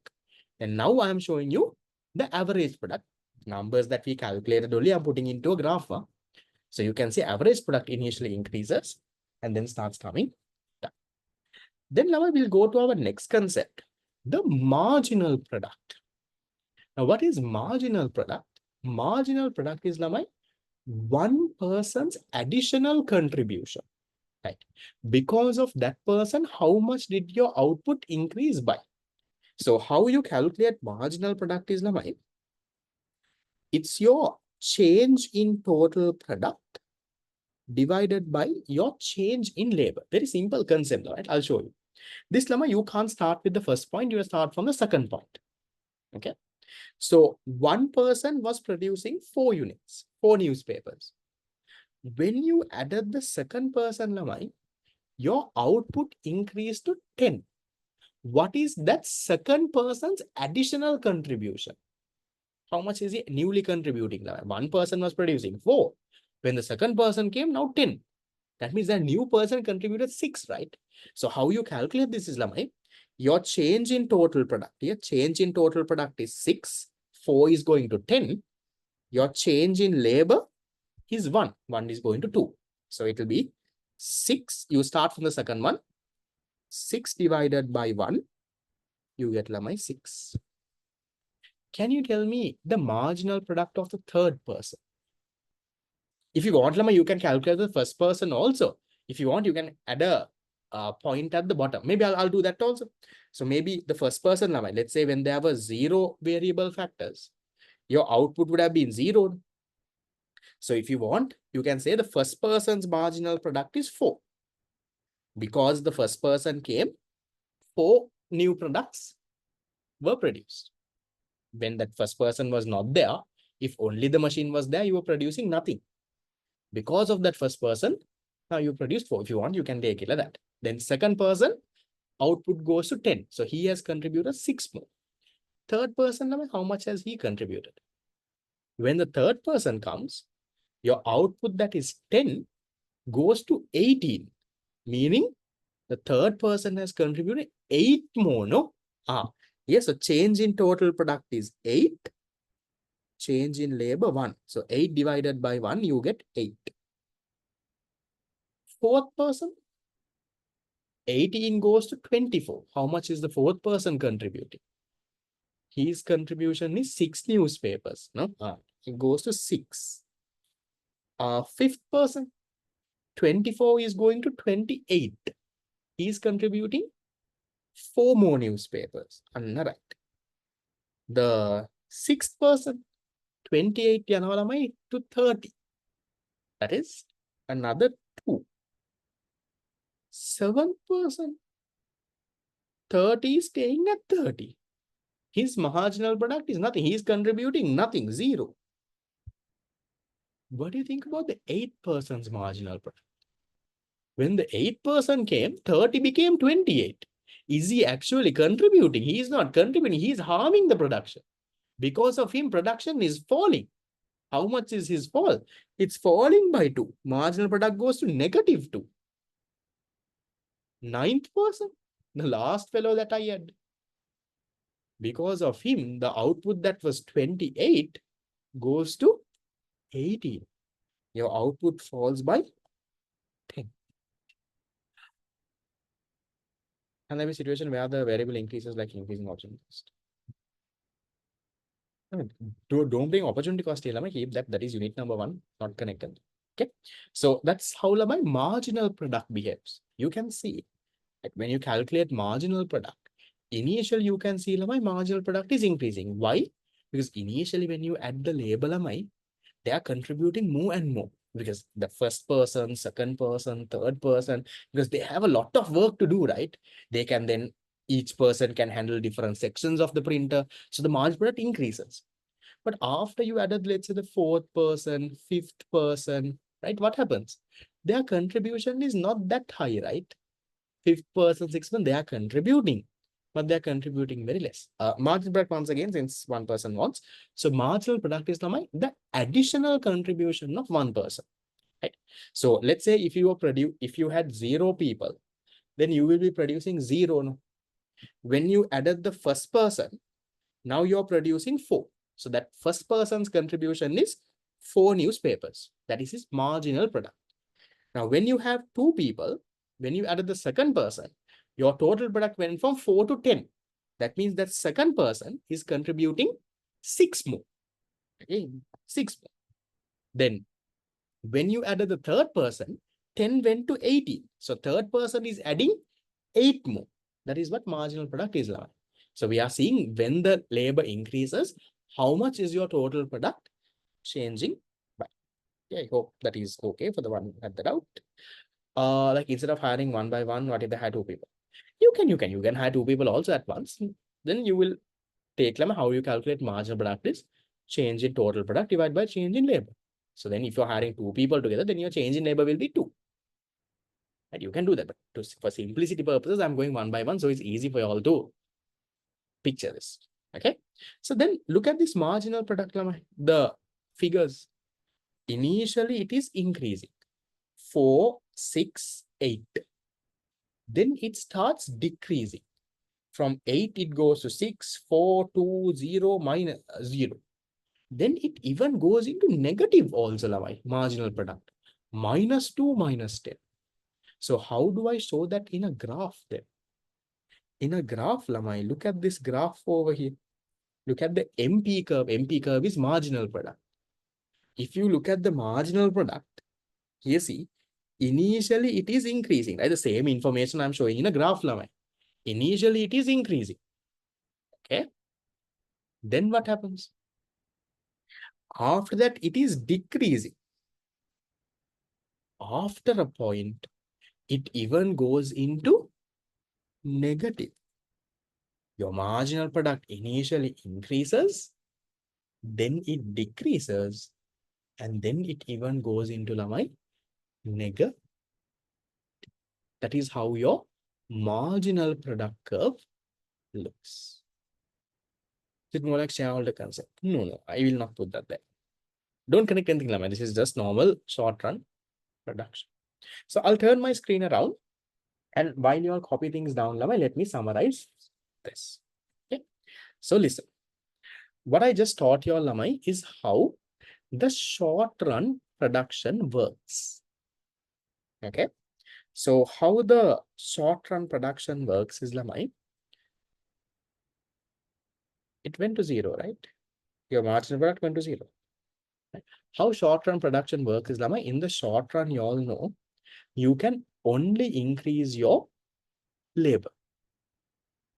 You can't increase your capital. So in my example of this newspaper printing example, what happened? I am keeping one big printer and adding more and more labor because I'm in the short run. I can't add printers. So when I do that, I'm trying to show you that initially when you increase your labor, your marginal product and all increases, right? So here, if you can see, Laman, I can divide this into 3 stages, right? Look at your table there based on the marginal product. For the first 3 people, you can see, now I'll just draw a line there. Marginal product is increasing 4 to 6, 6 to 8. After that, you can see when you added the 4th person, 5th person, and all, then what happens? Your marginal product starts coming down. 8 has become 6, 6 to 4, 4 to 2, 2 to, let's say, 0. Here, under marginal product is decreasing. And then when you added the 8th person, 9th person, what happens? Marginal product even goes into negative. So this whole production process, this short run thing, Lamai, I can divide that into 3 stages. The very first stage, where productivity is very high, where you have increasing marginal product. Marginal product is increasing. And when you add the first person, second person, third person, they're contributing a lot. 4th person, 5th person, 6th person, yes, they are contributing, but not much, right? So under marginal product is coming down.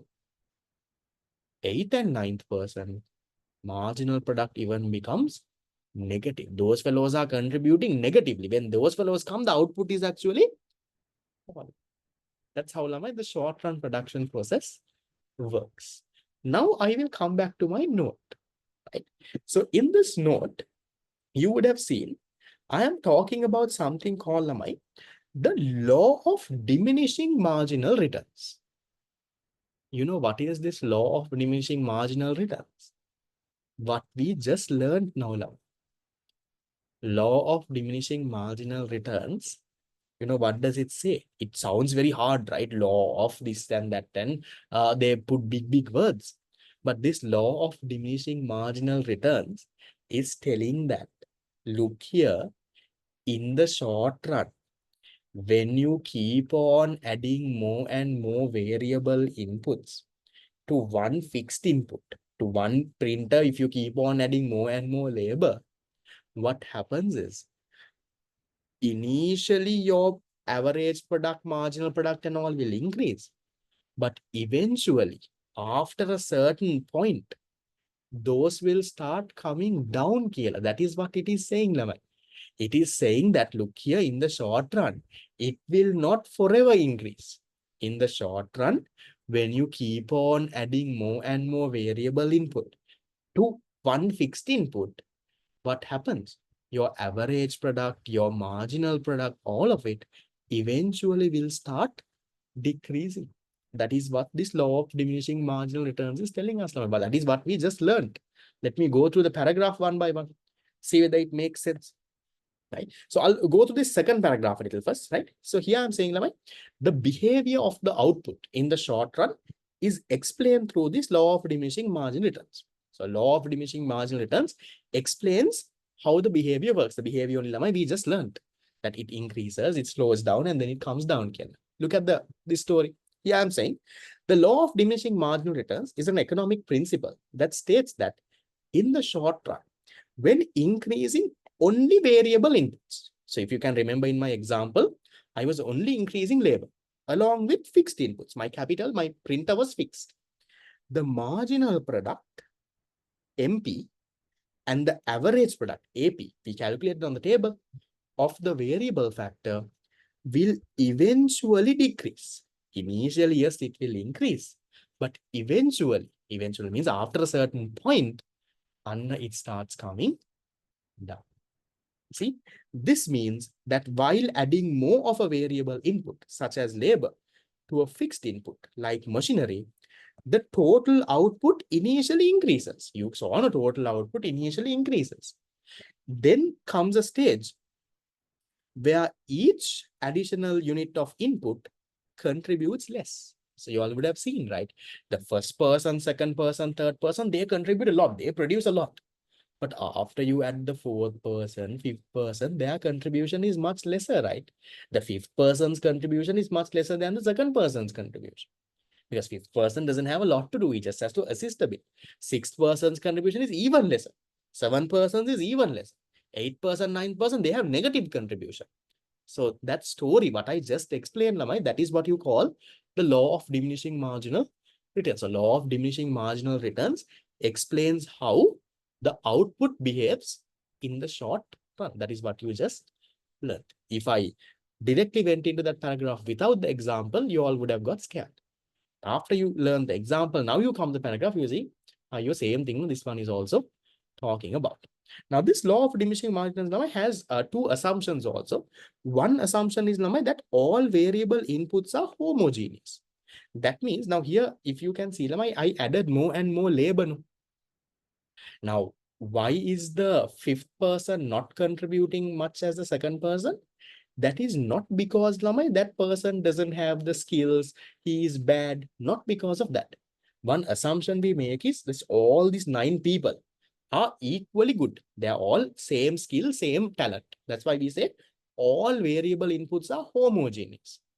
Now, sometimes the output can come down because maybe you're hiring a bad person. Maybe that person doesn't have the skills, he doesn't know what to do. That's why the output is, but that is not the reason. Here, everyone is equally talented. Everyone has the exact same skills, exact everything. Why is the output coming down? It just gets too crowded. Then that person doesn't have much to do. That's one assumption. Another assumption we make is that in the short run, the production technology and all will remain constant. Now, here we didn't change the technology. We are still having a newspaper printer. People are manually printing. So change of technology means maybe you're going to something like 3D printing. I don't know, you're printing with something else. I don't know, something like that.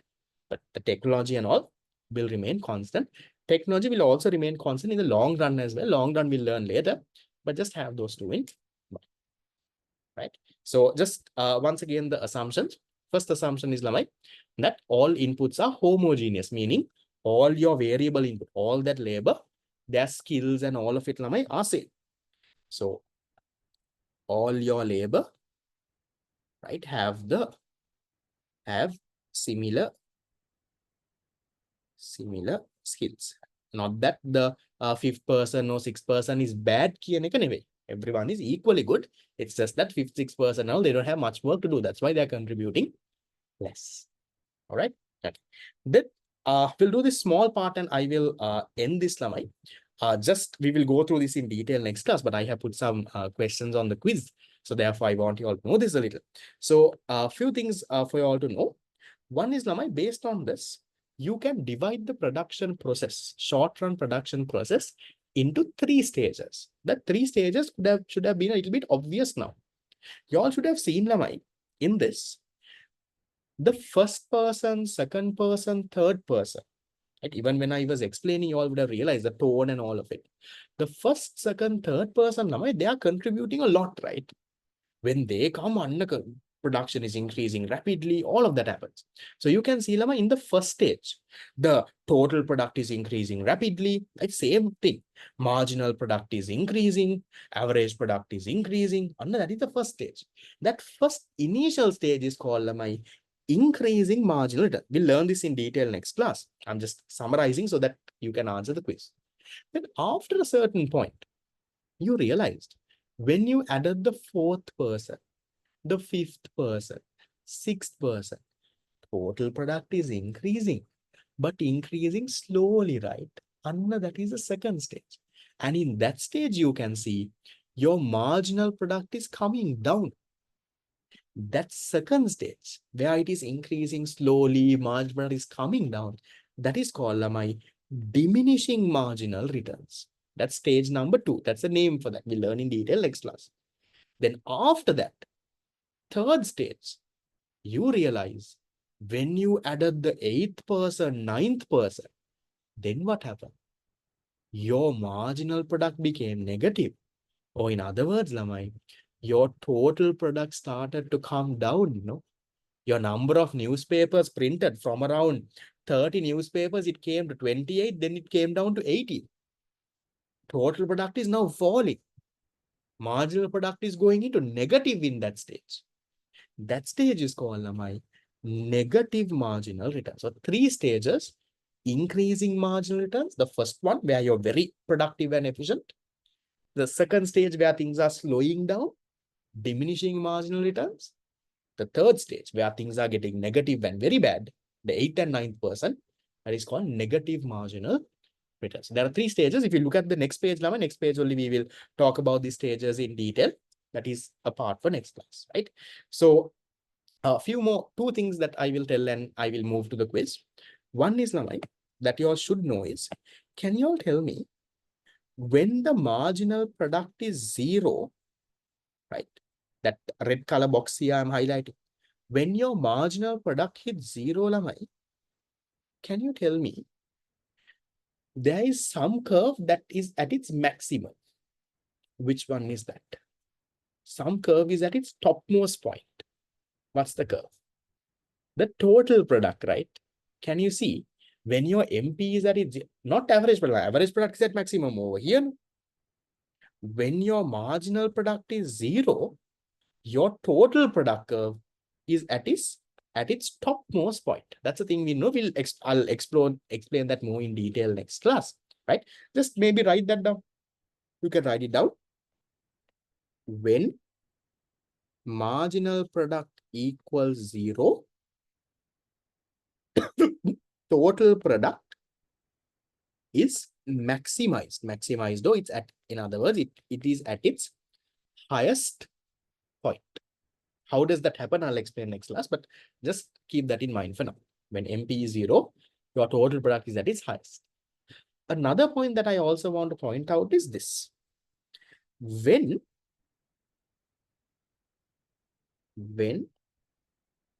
average product equals marginal product, that is this point, Lama. In this graph, this yellow gold-like shaded dot, when those 2 curves are intersecting each other, right? When those 2 curves are cutting each other, that is what point we say average product and marginal product equal, the intersection point.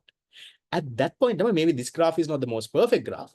You will see when marginal product equals average product, your average product is at its maximum. I just note those 2 points down. The 2 points I'm telling again, like, one is when marginal product is 0, total product is at its highest maximum.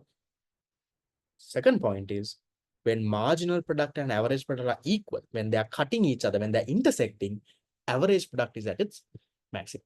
I'll explain that logically, how it happens and all next class. I'm just telling you because there can be questions in the quiz, right? So that's the story. Is that okay? So I will go page by page now.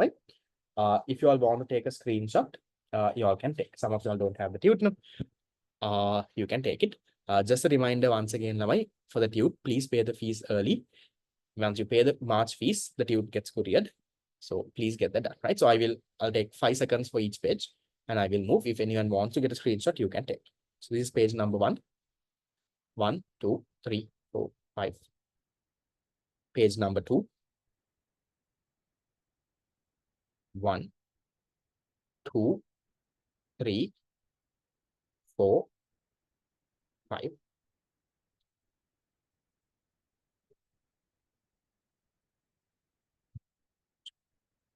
Paid the fees for March, end of Feb. I'll check, Lama. Can you just drop me a text on WhatsApp? I will check. Right. Page number 3. 1, 2, 3, 4, 5. And then the last page, page number 4. 1, 2, 3, 4, 5. Right.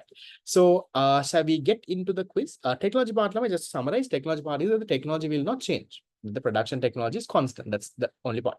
Right. So ready for the quiz? Shall we get into this? Yeah. So it's a very small quiz, not a long one, because the part itself is very small. Now I can't do a lot. So I have a quiz with 6 MCQs. It's a quiz on Kahoot. I will send the link now on the Zoom chat box. For those who are joining a quiz for the first time, I'll let you know how to play. The faster you answer, more points you will get. Right. So give me 2 minutes until I start sharing the quiz. And so until that, you can just revise the part.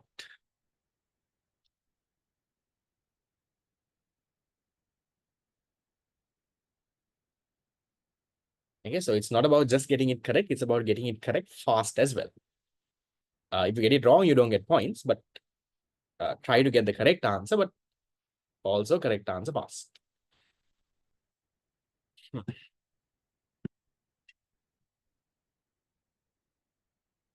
Unit 3 last practice question, I have sent the answers. The answers that I sent for minimum prices has all of it.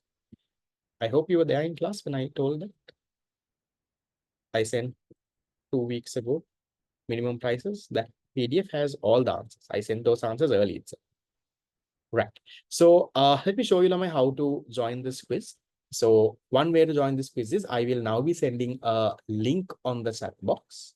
You can click on that link and you can join. And so you can join from a phone, laptop, any device, Lamai, you can join. That is one way of joining. The other way of joining the quiz is you can join by going to this. You can even scan the QR code that is there on that thing there. That's another way of joining. Oh, I'm trying to. Yeah, that's another way. Or else you can go, Lamai, to this website www.kahoot.it, not .com.it. Then they'll ask you for a game pin.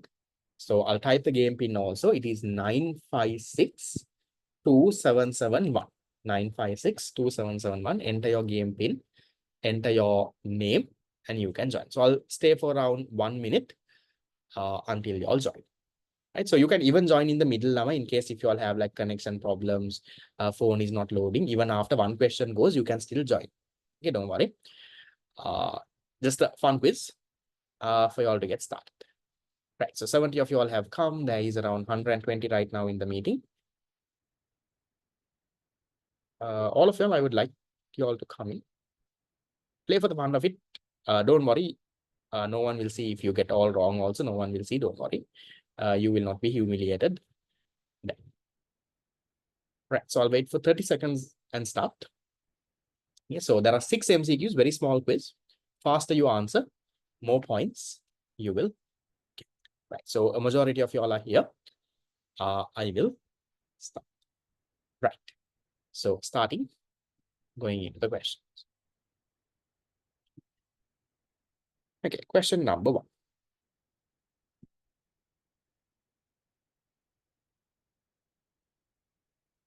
Which of the following statements best describes the operation of the law of diminishing returns? As more of variable factor is added to a fixed factor, marginal cost decreases. As consumption of a good increases, total satisfaction rises. As all factors are increased in proportion, total product rises. As more of variable factor is added, total product rises, but at a diminishing rate. Which one best explains law of diminishing returns?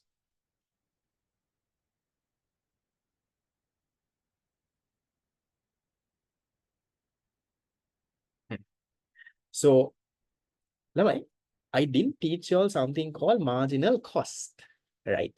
Marginal cost and marginal product are two different things. Now, the red answer looks very correct. The red answer says as more of variable factor is added to a fixed factor. I'm sorry if I read it wrong though. It says marginal cost decreases. MC is marginal cost. That's not marginal product. Cost is our next part that we will learn. But the most correct answer there is the green one. As more variable factor is added, total product will rise, but it will increase at a diminishing. It will slow down. The rise will start slowing down. The blue and the yellow answers are not related at all. So those answers you can cut off.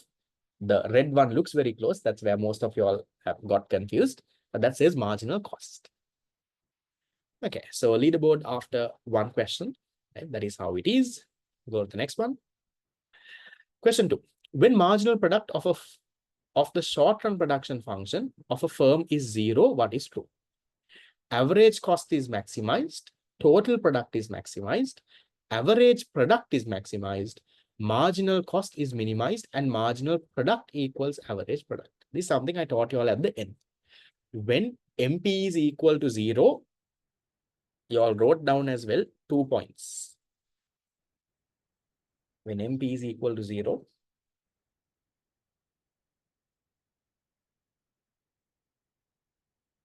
nice, wow.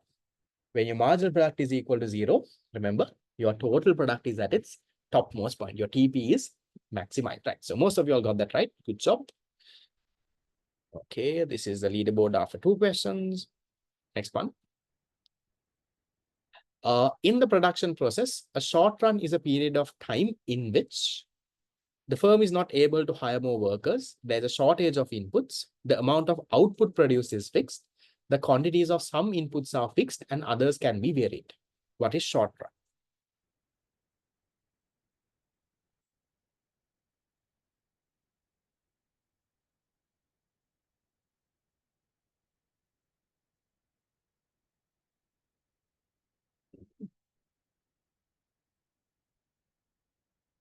Nice. So short run, remember, Lama, is a time period where some of your inputs are fixed. For example, like your capital is fixed, but things like your labor and all are variable and it can actually increase. Good. So that's a green one there. Okay, that's the leaderboard for now. Next one. The law of diminishing returns states as a firm uses more of variable input, its average cost decreases. As a firm uses more of variable input, its marginal product decreases. As the size of the plant increases, its marginal product eventually decreases. As the size of the plant increases, its average cost eventually decreases. Size of the plant means the size of like the factory.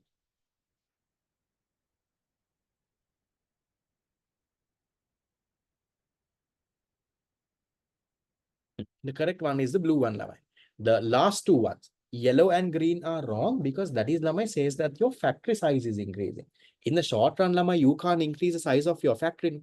Only your labor you can increase, right? And then the red one is wrong. It says average cost. We have not studied cost yet. No, we'll come to cost later. So as the firm uses more of variable input, what happens? Your marginal product eventually starts coming down. Anna, that's your correct answer. Blue. Okay, leaderboard. Next one. In which stage of the law of diminishing marginal returns does marginal product become 0? In increasing marginal returns, in diminishing marginal returns, at the point of constant returns, at the end of negative returns. Where does your MP become 0, Lavan? In which stage?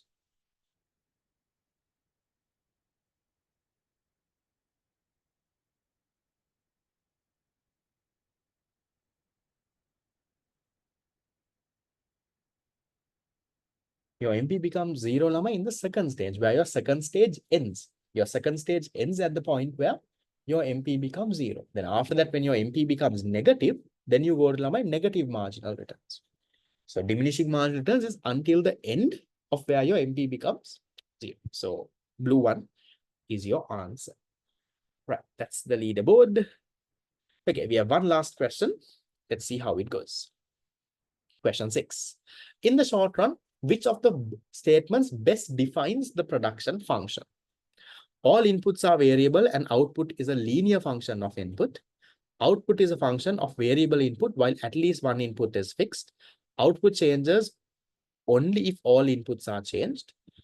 Inputs cannot be changed, hence output remains constant.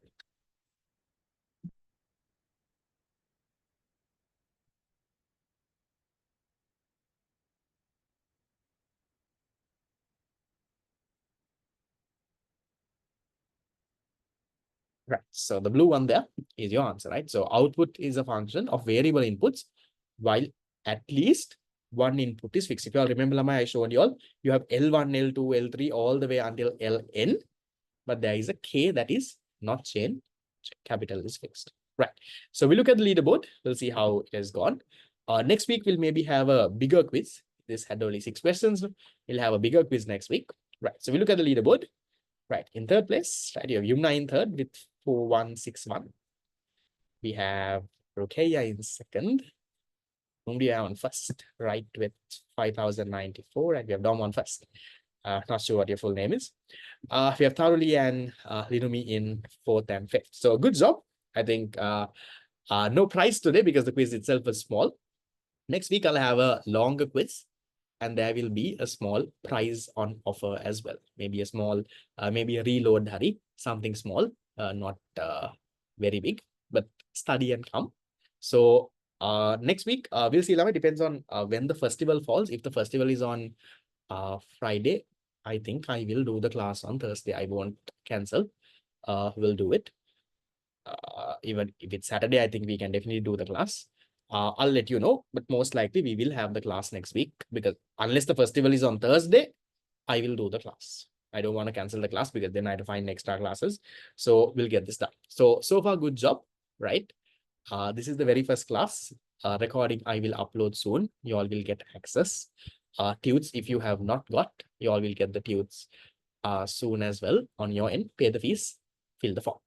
And I will see you all next class. If anyone has questions, problems, issues, please stay and clarify. Or if not, you have my WhatsApp number. Drop me a text on WhatsApp. I will respond soon. Maybe not immediately right now, but eventually I will respond to you. Right? See you all and bye-bye. Good job today.